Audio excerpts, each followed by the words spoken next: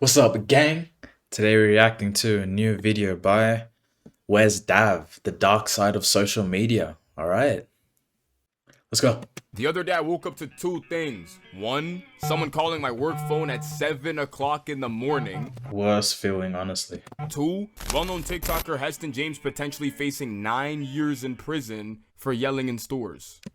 Oh, is this the guy? I found him on TikTok. He used to just like shout the managers' names. I don't know how he would find them, but he would like shout the managers' names and like he would spawn his friends across the store. And they're just funny pranks. 9 years. It's insane. Like, what the fuck? A creation that had started off as an innocent form of staying connected with the ones you love the most. You know, when life gets in the way and you're not able to see each other on a consistent basis. However, time has passed, in which social media has now normalized us doing things that make absolutely no sense at all. The year is 2025, in which it's become normalized to do the most dumbass shit at an attempt to get views. Don't get it twisted. This is a great way to gain attention and grow quickly, as the old saying goes, all publicity is good publicity. However, it seems as if niggas At what cost though? Jail for 9 years is insane. forgot that eventually there will always be consequences for your actions. Pranks have drastically evolved over time. Just look at the platform we're on today. If you were to go back in time half or even a full decade ago, you can literally see the shift in kind of content people were actually making. The problem with pranks is that there's two kinds. One, the ones that are harmless and everyone can actually tell it's a damn prank. Two, the ones that straight up commit whole ass crimes then slap the word prank after it. Things like playing inappropriate songs in a fucking library or even singing embarrassing ones in public, all the way down to a fake robbery. What do you guys think of the Apple prank?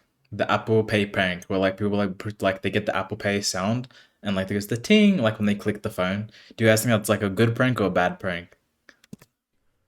What? The thing is, they've all slapped the word prank at the end. Only difference is some of them were conceived to be a prank, whereas some of them resulted in tragedy. Like these niggas right here, deadass tried performing a fake robbery prank, and it resulted in the other guy actually upping the pull and firing at them. However, all of these are simply just labeled as pranks, or fucking felonies disguised as them at least. We now live in an era where people couldn't give a flying f about labeling shit as a prank or not. Niggas heard the term all publicity is good publicity and legit started doing the craziest of things possible. All for the sake of views. All of a sudden, you're watching people drive their car into a damn building. Excuse me? Like, not only did this guy right here drive his car into a damn wall, show his entire face on camera, decide to post it online for the entire world to see, but he supposedly ended up faking the entire thing, as people started to find holes in his story. All for the sake of views. So you get in the car and kind of like line it up so that it's facing the front of the building. Yes. And then you take a rock and put it on the gas pedal or a brick. Yes. Where'd you get the brick? There's cinder blocks everywhere in Lowell. I set everything up, He did the remote starter. My question is, why post yourself with your face on and then when you're talking about it in a podcast wear a mask? And then it just fucking gases into the fucking building like a Tom and Jerry Like, we know who you are, bro. What are you doing? thing. It was fucking funny to watch. For the record, any person out there who has a remote starter in their car understands that you can't actually drive the car once you start it remotely. Like, you have to put the fob in the car and actually press the start button, or even put the key in ignition before you can just take off. So putting a brick on the gas and starting it remotely wouldn't actually cause the car to drive off, but I digress. That's a whole different conversation right there. But regardless of whether or not he lied, it doesn't change the simple fact that this entire thing is for views. Like everything from driving his car into a wall, all the way to cutting off his ankle monitor and doing the dash, was all simply just for views or clout. No, you deserve to go to jail. Cutting off the ankle monitor, like, what are you doing? If you will. Social media rewards shock value, in which niggas are rewarded for doing more and more crazy shit. You ever realize how nowadays it's become so normalized to just casually scroll past the craziest shit you've ever seen in your life? Like deadass, we've all become desensitized to seeing craziness on the internet. You'll be scrolling on your timeline in which you come across someone claiming to use prop money in their day-to-day life. You think to yourself, what the damn, that's crazy. And then proceed with your day as if nothing happened at all. Fast forward to a couple days ago. Well-known TikToker Heston James is potentially facing up to 9 years in prison over yelling in a damn store. Now, although there's people who have definitely done a lot worse and gotten less time, as Nah, he doesn't deserve it though. He's just actually funny. That's the difference. they're clearly trying to make an example of him as he does have a platform, don't let that distract you from the fact that he's only in this situation as a result of trying to go viral on social media, which he was. Now you're in your jail cell and your cellmate's talking about some, yo bro, What'd you get locked up for, bro? Damn, bro, I'm in here for doing pranks, bro. I was yelling in grocery stores and shit like that, bro. Damn, bro, that's crazy. Well, what about you, dog? Oh, bro, I'm in here for 4 counts of aggravated assault, 2 charges of battery, possession of a So firearm, I'm saying he does not deserve to be in jail, bro. He can't relate to these people. 3rd degree. What the Whether or not you agree with this potential sentence being 9 years for doing pranks doesn't change the fact that this is all a result of doing craziness for views on the internet. A wise man once said social media made y'all way too comfortable with disrespecting people and not getting punched in the face for it. And that nigga was not lying. Hating has become such a normalized thing, it's legit become its own trend. Motherfuckers be up early in the morning, peak of dawn, straight waiting for some shit to hate on. New album just dropped, first one to call it mid. Someone they know just had a kid, that little nigga ugly as shit. Their boy just posted his 1-year anniversary with his girl, as long as you're happy, bro. This shit gets ridiculous. See, the thing with hating is sometimes it's necessary. Like, if there's a nigga out there doing some fucking outlandish shit, and they deserve to be bashed as a consequence to their actions, then ultimately game is game. Gotta give credit where it's due. But when it's not deserved,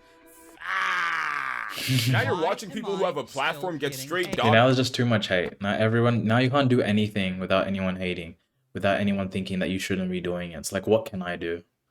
On for weeks on end to a point where they actually have to turn their comments off. Whole time they're being shit on for no reason. There's a guy who goes by the name of Hub's Life who has a large following on TikTok, primarily known for his content around working traditional 9-to-5 jobs in an office environment. I remember running into this guy on my For You page and I was like, damn, I cannot imagine still doing this shit at his age. Lo and behold, neither could he. Now this nigga was doing this shit for a while, I'm not gonna lie, as I mean, this is what he was known for. Until February 11th, 2025, when he decided to quit his office job and pursue full-time content creation. And ever since then, it seems like it has been nothing but an absolute disaster. Somehow every single video you click on is just fueled by hate. And I'm not talking about people disagreeing with the pivot he took, no. I'm talking about genuine hatred. Why are you getting up at 6 a.m. if you don't have a job? A grown man doing this is so cringe. Get a job. Back to the Matrix, boy. Yeah, bro. Time to get a job again, bro. What's so funny about these situations is the fact that you have hella people hating on him just to hate. Like some people I think people also don't understand the amount of work it takes to get into content and actually doing it.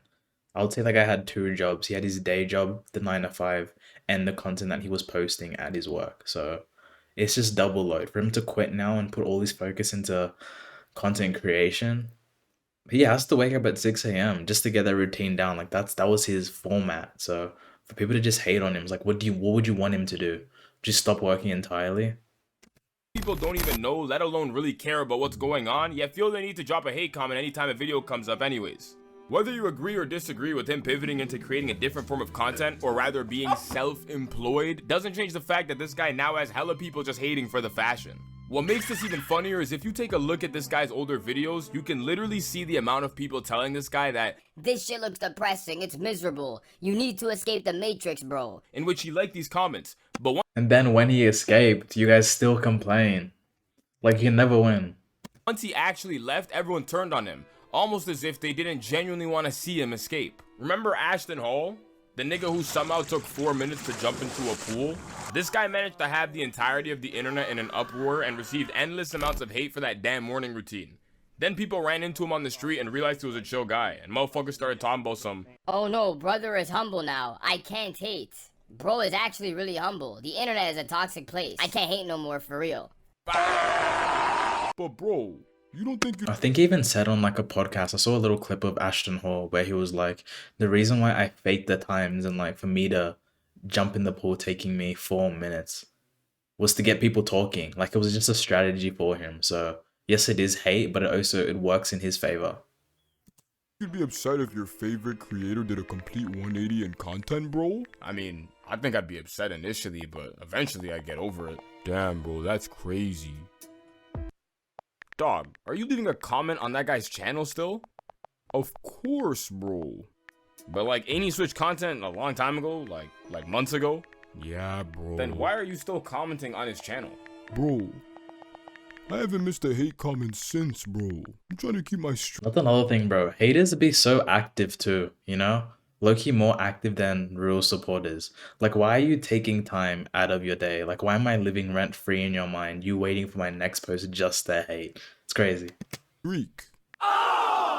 Social media has created a warped perception of reality, making it normal to feel as if you're not doing enough. Whether it be you scrolling through your timeline and seeing hella people flex cartoonishly large amounts of money, people who seem to be in the straight up most perfect relationships, or even people way younger than you who have somehow cracked the code. They say comparison is the thief of joy, but with social media, it almost seems impossible not to. Social media is interesting because for some reason it endorses performative behavior. You'll only ever really see people post their highs, but very rarely post their lows. I mean, these platforms literally give people the ability to portray who they want to be as opposed to who they really be, in which now hella people are comparing someone else's highlights to their lowlights. Niggas be posting up in front of whips they do not own, flexing money that they do not have, or even appear to be living lavish ass life. Don't do that. It's just goofy. Especially as a guy, don't step and take a photo in front of somebody else's car. It's not yours, you know? Or just show money that's not yours. Like, what are you flexing? That you're standing by in someone else's car? You're flexing somebody else's stuff? It's just weird. Lifestyles. Some may even try to sell you a course. Whole time they could be one paycheck away from a financial crisis and you would have had no idea. The worst is when you meet someone in real life then come across their page randomly months later. Like, I remember being at my old job talking to this new girl, then fast forward months down the line, one of my boys shows me her Instagram at a reunion dinner. What the fuck? She belongs in the streets. Nah, it's a bad feeling. Ignore the fact that she ain't even look like the same person, but her Instagram was full of bougie restaurants, fits, and even vacations. Mind you, we were broke college students stacking boxes of shoes on top of each other for a measly minimum wage paycheck, but when you came across her Instagram, you would have thought she was the 4th Kardashian.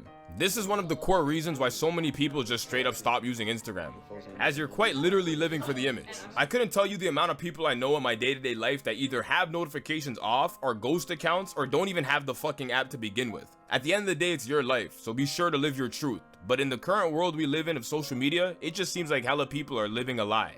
All in all, social media has completely warped society's overall perspective on life. It has people performing absolute crazy activities for views, hating on everything and anything without second thought, live a completely fake life, blah blah blah. Maybe our parents were right about these damn phones.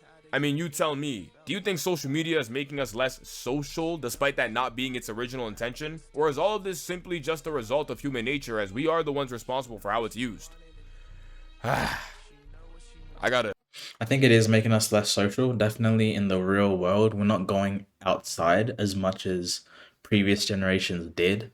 But I also think we are very social, but just very much online. So we're talking a bunch just to people we don't know, you know?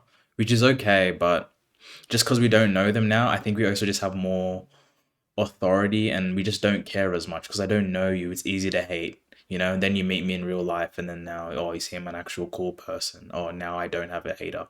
So I think it's very easy to hate online compared to hating face to face. Cut this shit off again, man. I'm starting to sound crazy again, bruh. Yeah, great video. I think it was pretty cool. Learned a lot. And it's just how our society is now and trying to steer that for the positive. I don't think we're completely cooked. I think we can still change and go in the right way as long as we're conscious of what we're doing. So, you know, just bring more positivity than hate. That's all I can say. Yeah.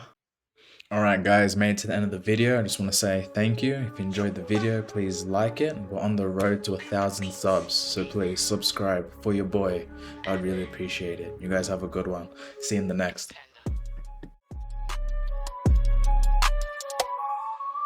Amen.